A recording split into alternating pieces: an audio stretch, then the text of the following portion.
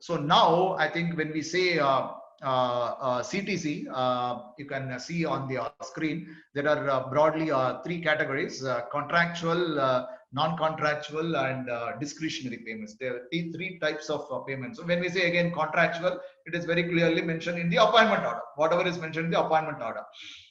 So monthly salary, basic pay, and allowances. Yes, we will mention that.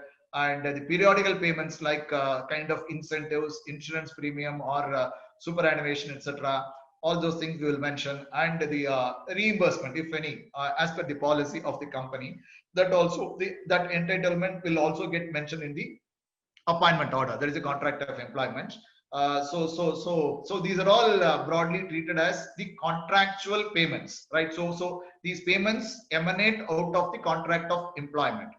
Maybe as opposed to this, when you look at the non-contractual clauses, again the employer's contributions towards PF in respect of an employee, right? So it is non-contractual because automatically the provision of the PF Act will be applicable if it is otherwise applicable, right? It is not required that this should get mentioned in the contract of employment or the appointment order.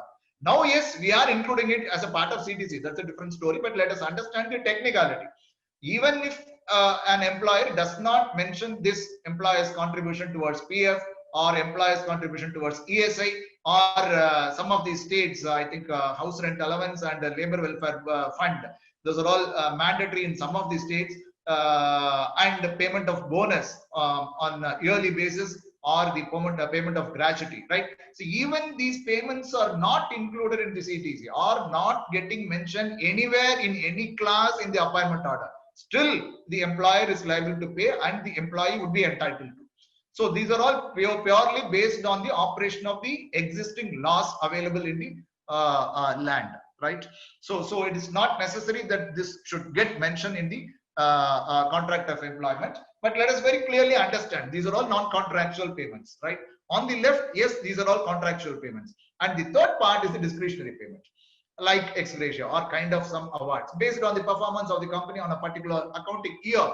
The management may declare, right, some payment. So that is also possible. That's purely discretionary. My suggestion again, don't mention this discretionary payment anywhere in the appointment order. Once you mention it, then it is no more a discretionary payment. That will become a binding contract, part of a binding contract, and the obligation will be there on the employer to make the payment because it is getting mentioned. It is a then it is an offer. Then it is accepted by the individual. So it is a binding contract.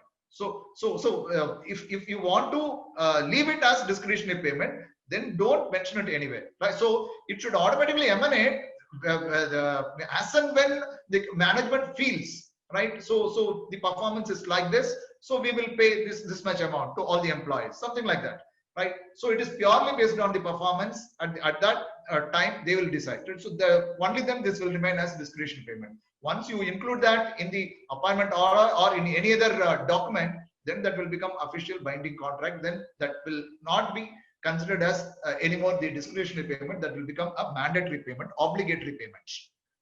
So just to understand what are all the classes of payments, like we saw for the entire contract itself, there are contractual conditions, there are non-contractual conditions. Specific to consideration, there are contractual payments, there are non-contractual payments also. Let us just understand that technically.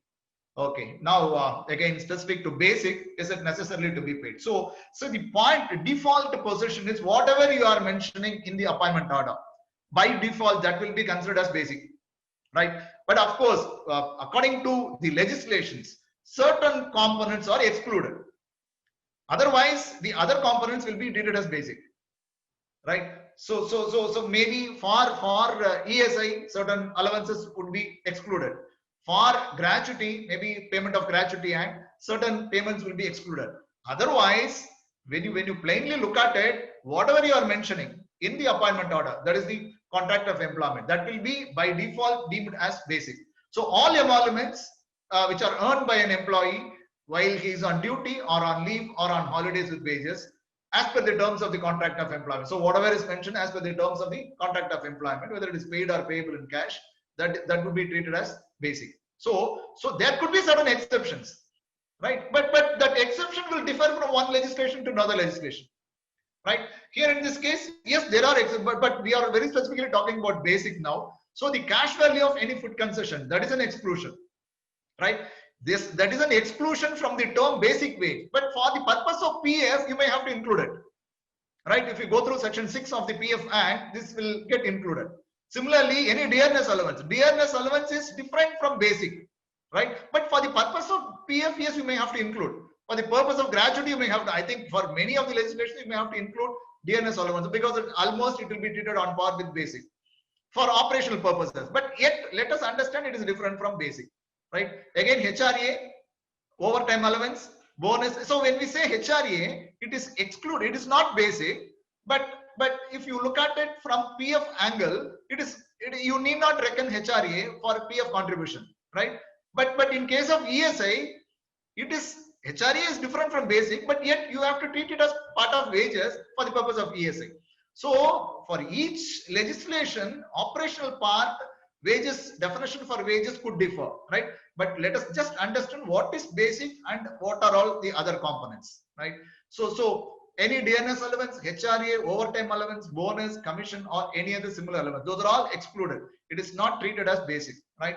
And any presence made by the employer. When we say any presence, then this refers to the discretionary payment, I think about which we discussed, right?